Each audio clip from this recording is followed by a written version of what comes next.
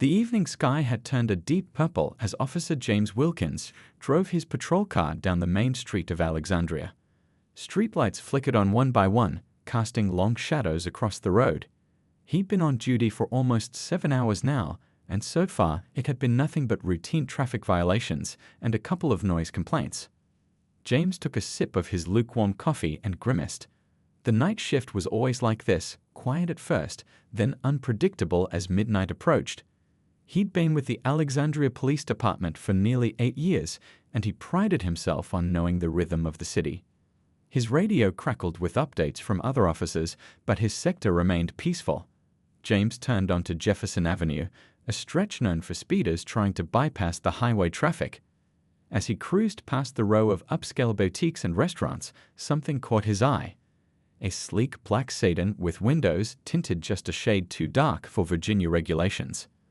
The car moved smoothly through traffic, expensive and well-maintained. But then it suddenly cut across 2 lanes without signaling, nearly clipping a small hatchback. The driver of the hatchback honked loudly, throwing up their hands in frustration. "Got you," James muttered, flipping on his lights. He'd seen enough traffic violations to last a lifetime, but rules were rules. The black sedan continued for another block before finally pulling over to the curb outside an Italian restaurant. James noted how the driver had chosen a well-lit, public spot. Smart move. He called in the license plate and location before stepping out of his patrol car. As he approached, he noticed the car was a high-end model, maybe a BMW or an Audi. The engine hummed quietly, and even in the dim evening light, he could see the paintwork was immaculate. This wasn't someone's everyday vehicle.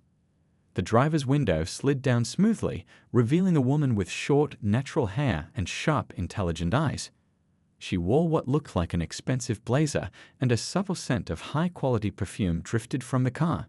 She appeared to be in her mid-30s, with the kind of self-assured posture that spoke of confidence and authority. "Good evening, ma'am," James said, keeping his voice professional. "License and registration, please." The woman looked at him with an expression that seemed somewhere between annoyance and calculation. "May I ask why I've been pulled over, officer?" Her voice was clear and measured, with the slight hint of an accent he couldn't quite place. "You changed lanes without signaling back there, almost caused an accident," James replied, gesturing behind them. "I'll need to see your license and registration, please." She held his gaze for a moment longer than most people would dare, then nodded slightly. "Of course." She reached slowly toward the glove compartment, then paused. "I'm going to open this to get my registration, just so you know." James appreciated the heads-up.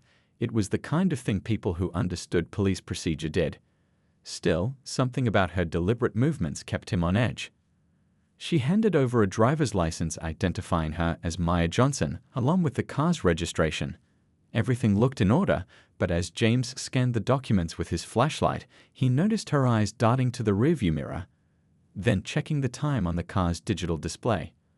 "Are you in a hurry, Miss Johnson?" he asked, still examining the papers. "I have a dinner meeting," she replied evenly. "But I understand you're doing your job."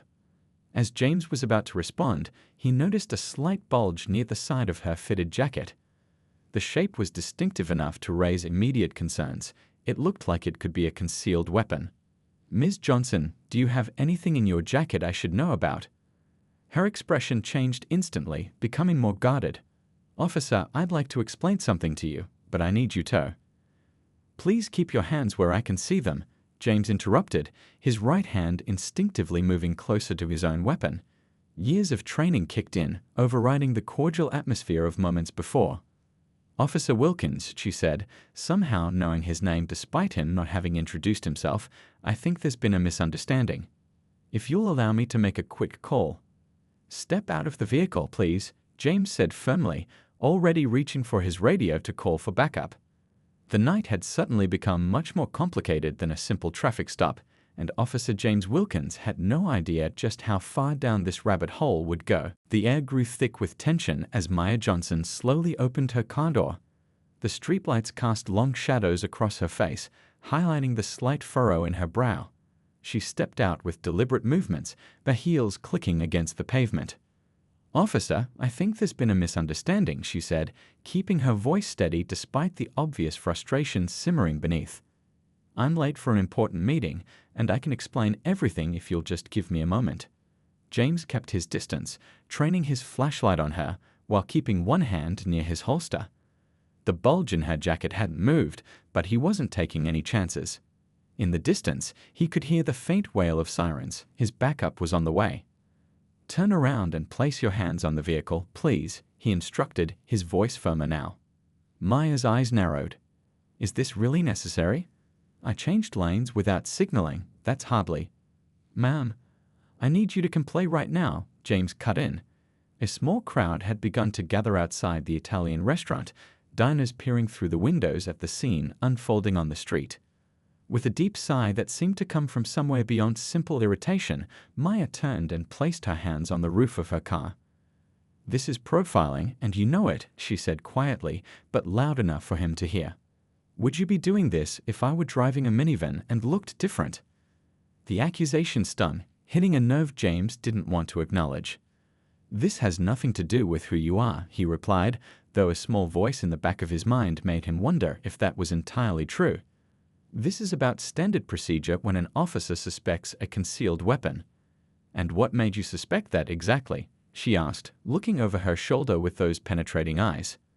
Before James could answer, 2 patrol cars pulled up, their lights washing the scene in alternating red and blue. Officer Patel stepped out of the first car, his hand already on his weapon as he approached. "Everything all right here, Wilkins?" Patel asked, surveying the scene with experienced eyes. "I believe the driver is carrying a concealed weapon," James explained, nodding toward Maya. "I was about to conduct a search." Maya turned her head again, fixing her gaze on Officer Patel. "I need to speak with your supervising officer immediately. This is becoming a situation that none of us wants." Her calm in the face of multiple officers was unusual. Most people showed fear or anger, but Maya displayed the composed determination of someone used to high-pressure situations. "Ma'am, we'll get to all that after we've secured the scene," Patel said, moving to assist James. James began the pat-down, immediately feeling the hard object through her jacket. "What's this?" he asked, though he was fairly certain he knew the answer. "That's what I've been trying to tell you," Maya said, her patience clearly wearing thin. "If you'll allow me to slowly reach into my jacket, I can show you identification that will explain everything." "Keep your hands where they are," James instructed, carefully reaching into her jacket himself. What he pulled out wasn't exactly what he expected. It was a gun, yes, but alongside it was a leather wallet with some kind of badge. Before he could open it, Maya spoke again. "That's a government-issued firearm, and I am licensed to carry it. The ID will confirm who I work for, but I suggest we continue this conversation somewhere less public." The growing crowd of onlookers had doubled in size, with several people now holding out phones, recording the incident. James felt sweat forming on his brow, despite the cool evening air. "We'll need to verify this at the station," he decided, tucking the wallet into his pocket without opening it. The gun he secured in an evidence bag. Maya closed her eyes briefly, as if summoning patience from some deep reserve. "You're making a significant error in judgment, Officer Wilkins. One phone call would clear this up." "You'll get your phone call at the station," James replied, reaching for his handcuffs. "Standard procedure." As he secured the cuffs around her wrists, Maya leaned closer and lowered her voice. "When this is over, we're going to have a very interesting conversation about jurisdictional cooperation and interagency protocols. I promise you that." Something in her tone, not threatening but absolutely certain, sent a chill down James's spine. For the first time since the traffic stop began, he wondered if he might have stumbled into something much bigger than a simple traffic violation. The ride to the police station was uncomfortably silent. Maya sat in the back of the patrol car, her posture still perfect despite the handcuffs. She stared out the window, watching the streetlights blow by, her face a mask of controlled patience. Every now and then, she would glance at her watch and frown. Officer James Wilkins kept checking his rearview mirror. Something about this woman didn't fit the usual profile of people he arrested. No pleading, no anger, no fear, just that unnerving calm and the occasional sigh that seemed to say, "You have no idea what you've gotten yourself into." The station buzzed with the usual evening activity when they arrived. Officers filling out paperwork, the phone ringing, the coffee maker gurgling in the break room. A few heads turned as James led Maya through the main area toward the processing desk. Officer Chen looked up from his computer and raised an eyebrow. "What have we got here, Wilkins?" "Traffic violation escalated to a concealed weapon charge," James replied, guiding Maya to stand in front of the desk. "Need to run her ID and verify some things." Maya spoke up for the first time since leaving the scene. "I'd like to make my phone call now, please." Chen smirked. "All in good time, ma'am. First, we need to—" Now, Maya interrupted, her voice quiet but carrying an authority that made both officers pause. It would be in everyone's best interest. James pulled the leather wallet from his pocket, the one he'd found with the gun, and finally opened it. His brow furrowed as he examined the ID card inside, an official government identification with Maya's photo, but the agency name and clearance level made his stomach drop. "Chen," he said slowly, "maybe we should let her make that call." Chen took the ID and whistled low. "This for real?" he asked Maya, who simply nodded. "The gun is registered and I'm licensed to carry it," she said. "The number on the back of that card will connect you with my supervisor, who can verify everything. Or I can make the call myself and save us all some time." James felt a bead of sweat roll down his back. If this ID was genuine, and it certainly looked it, he had just detained a federal agent. The implications made his head spin. "Uncuff her," he told Chen, making a quick decision. "And let's use the captain's office for the call." The handcuffs came off, and Maya rubbed her wrists, not dramatically but with the simple relief of someone who's had their hands bound for too long. She followed James to a glass-walled office at the back of the station. "I'll need privacy," she said as they entered. James hesitated. "I can't leave you alone in the captain's office." Maya gave him a look that somehow managed to be both amused and exasperated. "Officer Wilkins, if I wanted to cause problems, I would have done so long before now." He stepped back, uncertain. 5 minutes. "The door stays open." "It needs to be closed," she insisted. "What I'm about to discuss is classified." For a long moment, they stood at an impasse. Then James nodded toward the desk phone. "Use that one. I'll be right outside the door." As soon as the door closed behind him, Maya picked up the phone and dialed a number from memory. James watched through the glass as she spoke, her back straight, her free hand making occasional sharp gestures.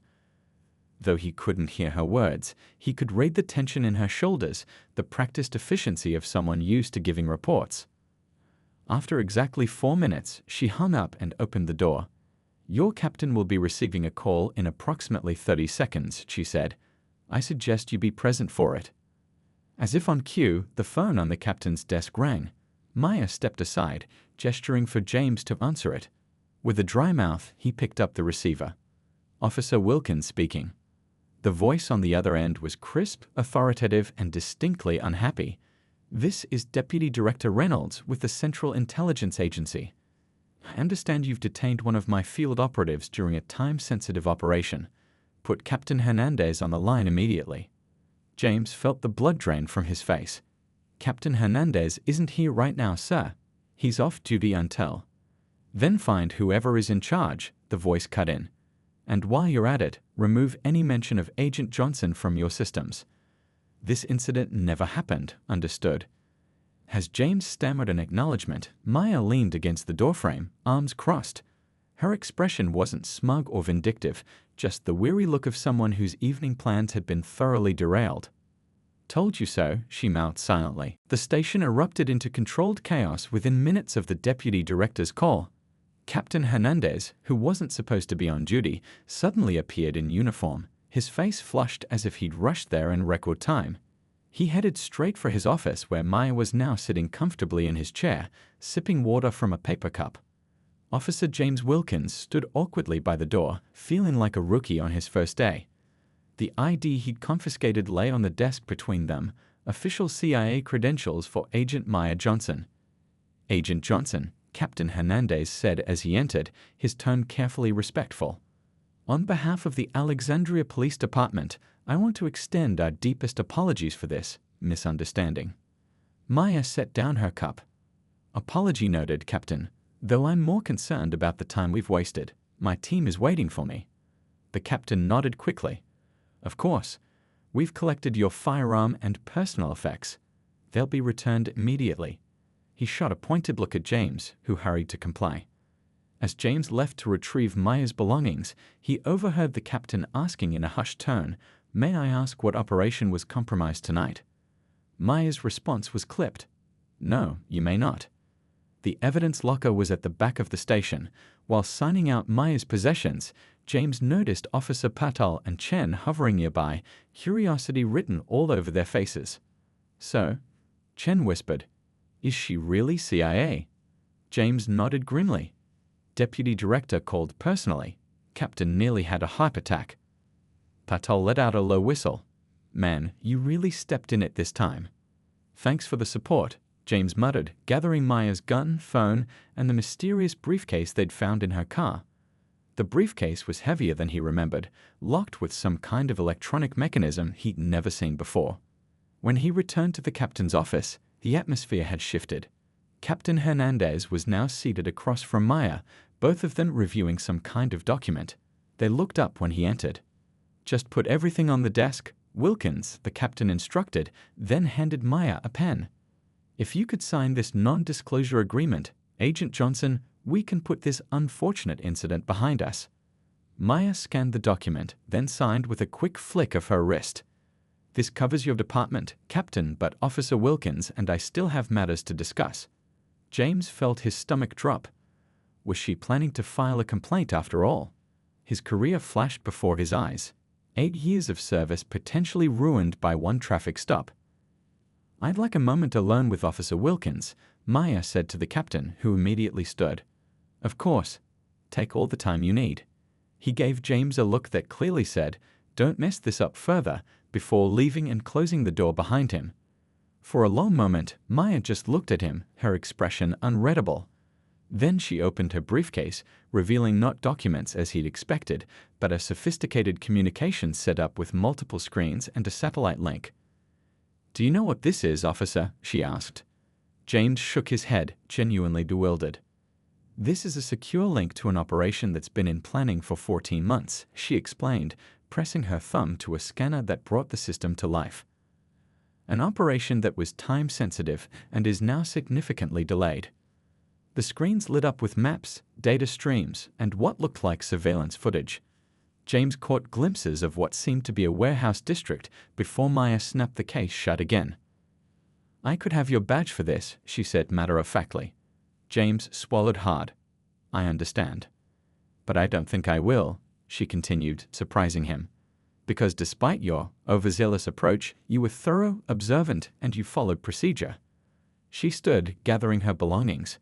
"Those are qualities my department values. Your captain tells me you've been with this precinct for 8 years. Clean record, good instincts." "Thank you," James replied, unsure where this was heading. Maya handed him a plain white business card with only a phone number printed on it. "When the dust settles on this incident, call that number. We may have a use for someone with your particular skill set." Before James could respond, her phone buzzed. She checked it and frowned. "My team is here." "I need to go." She paused at the door, looking back at him with an almost smile. "Next time you pull someone over for a traffic violation, Officer Wilkins, perhaps consider whether it's worth potentially interfering with national security." And with that, she was gone, leaving James standing in the captain's office holding a business card that might just change his entire future. The next morning dawned with a kind of brilliant sunshine that seemed to mock James's mood. He sat at his kitchen table, coffee growing cold, staring at the white business card Maya had given him. Just 10 digits. No name, no agency logo, nothing to indicate it was connected to the CIA. His phone buzzed with a text from Captain Hernandez. "My office, 9 a.m. Bring coffee." Great, just great. When James arrived at the station, things felt different. Conversations hushed as he walked by. Even Officer Chen, usually quick with a joke, just nodded solemnly. Word had clearly spread about last night's incident. Captain Hernandez wasn't alone in his office. A tall man in an impeccable gray suit sat across from him, his back ramrod straight, short salt and pepper hair cropped in a military cut. He didn't stand when James entered. Officer Wilkins, the captain said, gesturing to a chair. This is Mr. Taylor. He'd like to discuss last night's events with you. Mr. Taylor. No first name, no agency mentioned. James recognized the deliberate vagueness. He set down the coffee carrier and took a seat. Officer Wilkins, Taylor began, his voice surprisingly soft for his imposing presence. I understand you had an interesting traffic stop yesterday evening. James nodded, unsure how much to say. I've reviewed your bodycam footage, as well as the security footage from the restaurant where you made the stop, Taylor continued. Very thorough police work. You noticed the concealed weapon immediately. This wasn't the dressing down James had expected. He glanced at his captain, who looked equally confused. Thank you, sir, James replied cautiously. Taylor leaned forward. Agent Johnson was on assignment yesterday. Time-sensitive work. Her cover nearly being blown by a traffic stop wasn't ideal. I was just following protocol, James said defensively. Taylor raised a hand. I'm not here to reprimand you, officer. Quite the opposite. He pulled out a folder and slid it across the desk. I'm here to offer context. Inside was a redacted report. Most of the text was blacked out, but James could make out key phrases. Trafficking network, Alexandria connection, surveillance operation compromised. There was a photo of the Italian restaurant where Heat made the traffic stop, with notes about the building next door. Agent Johnson was conducting surveillance on a person of interest, Taylor explained. Your traffic stop happened at a delicate moment. The captain cleared his throat. Mr. Taylor has explained that despite the unfortunate timing, no lasting damage was done to their operation. And, Taylor added, Agent Johnson was impressed by your attention to detail. Not many patrol officers would have noticed the concealed weapon so quickly. James remembered the business card, still in his wallet. She mentioned something about that. Taylor smiled thinly. Did she now? He exchanged a look with the captain that James couldn't interpret. Agent Johnson has a reputation for recruiting talent. Recruiting? James echoed. The CIA occasionally works with local law enforcement on specialized task forces, Taylor said, closing the folder. Officers with your observational skills and quick thinking are valuable. The captain finally spoke up. They're offering you a temporary assignment, Wilkins, 6 months, special liaison position. James sat back stunned. Is this some kind of joke? The CIA doesn't joke, Officer Wilkins, Taylor said, standing. You'll receive the details next week, should you choose to accept. He handed James a business card, identical to Maya's except the phone number was different. Think it over. We need your answer by Friday. After Taylor left, James turned to his captain. Sir, what just happened? Captain Hernandez shook his head, looking as bewildered as James felt. I think you just failed upward, Wilkins. Somehow, detaining a CIA agent during an operation got you noticed by people way above both our pay grades. James fingered both business cards in his pocket. All because I pulled her over for not using a turn signal. The captain laughed, the tension finally breaking. Life's funny that way. He grew serious again. Whatever you decide, this stays between us. Taylor made that very clear. As far as anyone else knows, you're being assigned to a routine interdepartmental task force. As James left the office, he spotted Officer Chen by the coffee machine. Everything okay with the captain? Chen asked cautiously. James thought about the folder, the cards, the job offer that had appeared out of nowhere. Yeah, he said with a bemused smile. Everything's just fine. But as he walked to his desk, he couldn't shake the feeling that his life had just taken a turn into uncharted territory. 3 days had passed since the meeting with Mr. Taylor, and James still hadn't called either of the numbers on those mysterious white cards. They sat on his coffee table at home, taunting him each morning and evening. Take a chance or stay in his comfort zone? The question kept him awake at night. At the station, things had mostly returned to normal, though James noticed the captain watching him more closely than before. He'd been temporarily assigned to desk duty just until the paperwork from the incident clears, the captain had explained, though James suspected it was to keep him from any more potentially disastrous traffic stops. He was filing reports when Officer Patel dropped into the chair beside his desk.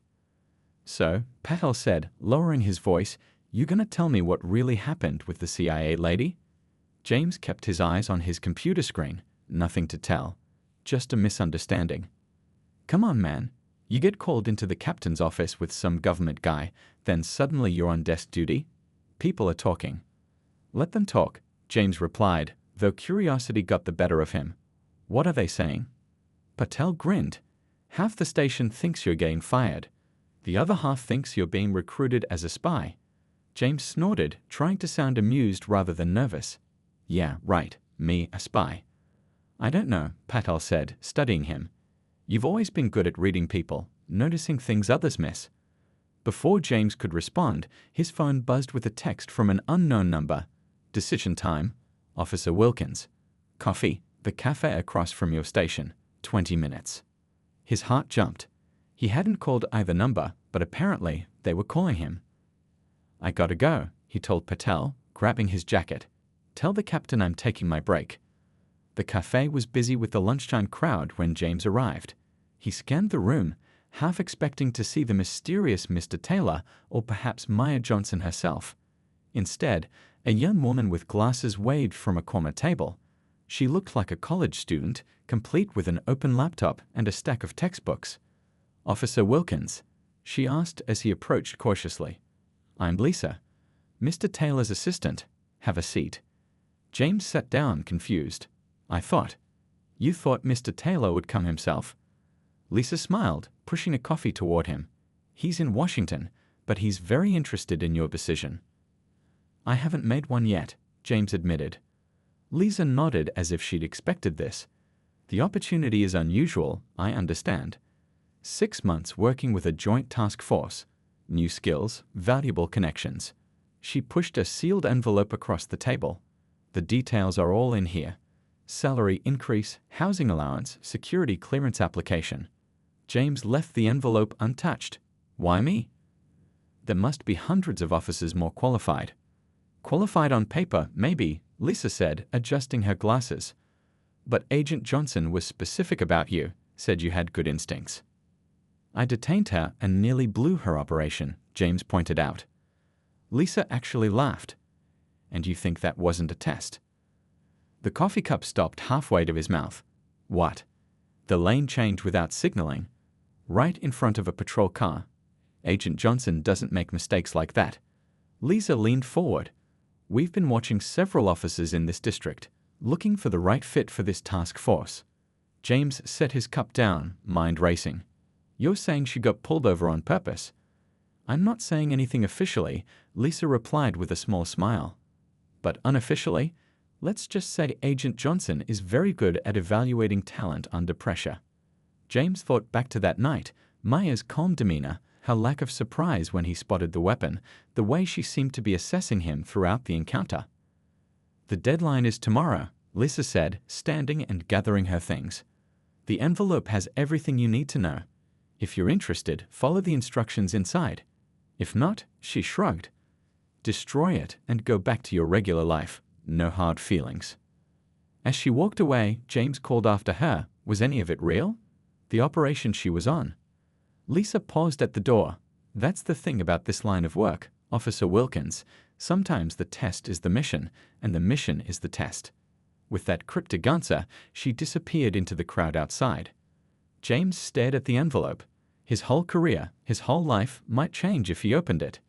The question was, did he want it to? 6 months later, James stood in front of a nondescript office building in downtown Washington, D.C. He straightened his tie, something he was still getting used to after years in uniform, and checked his watch. Right on time. The security guard at the front desk barely looked up as James swiped his new ID badge. Good morning, Mr. Wilkins. It still felt strange hearing that, Mr. Wilkins instead of officer. Just one of many changes in his life since he'd opened that envelope in the cafe. The elevator took him to the 5th floor, where a familiar face waited by the conference room. Morning, James, Lisa said, handing him a coffee. Ready for your final assessment? He nodded, taking a sip. As ready as I'll ever be. The past 6 months had been the most intense of his career. After accepting the position, he'd been whisked through expedited security clearance procedures, then thrown into specialized training. Computer systems, surveillance techniques, behavioral analysis, all taught by stern-faced instructors who never revealed their full names. The liaison position turned out to be part of a joint task force targeting organized crime networks with international connections.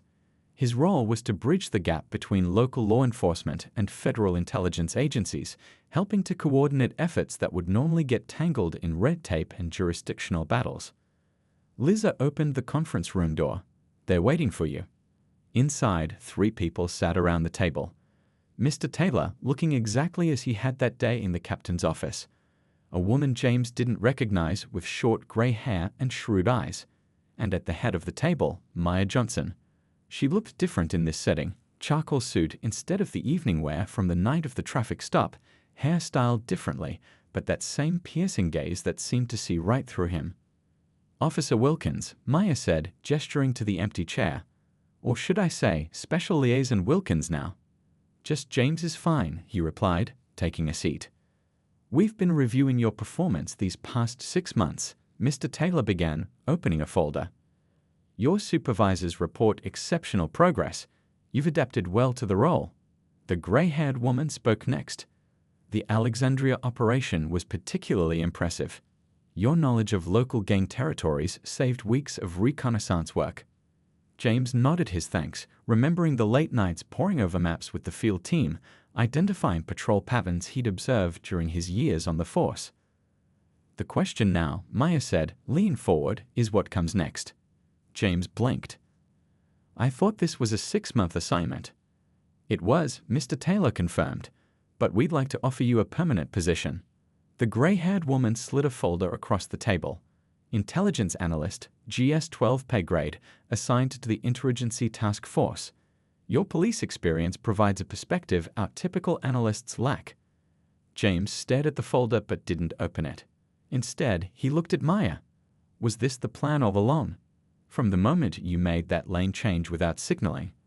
A ghost of a smile crossed Maya's face. "Let's just say I had a hunch about you." "A hunch," James repeated. "You risked a major operation on a hunch." "The operation was real," Maya clarified. "The risk was calculated. We needed someone with your background, someone who notices details, follows procedures, but can also think on their feet. And someone who would call me out on a traffic violation regardless of who I appeared to be," she added. "Integrity matters in this work." James finally opened the folder, scanning the job description. It was more than he'd ever imagined for himself. More responsibility, more challenge, more impact. "You don't have to decide today," Mr. Taylor said. "Take some time, To." "I'll do it," James interrupted. The 3 exchanged glances. Maya raised an eyebrow. "That was fast." James shrugged. "I knew my answer before I walked in. These past 6 months, I've never felt more useful." "Well then," Maya said, extending her hand across the table. "Welcome to the team, Analyst Wilkins." As they shook hands, James couldn't help but smile at the memory of their first meeting, him standing in the street with a flashlight, her looking annoyed behind the wheel of her car. "Next time you're running a traffic test on a potential recruit," he said, "maybe use your turn signal. Makes for a smoother first impression." Maya actually laughed. "Fair enough. Though I have to say, this has worked out rather well." Looking around at his new colleagues, at the path that had opened before him from one random traffic stop that wasn't so random after all, James had to agree.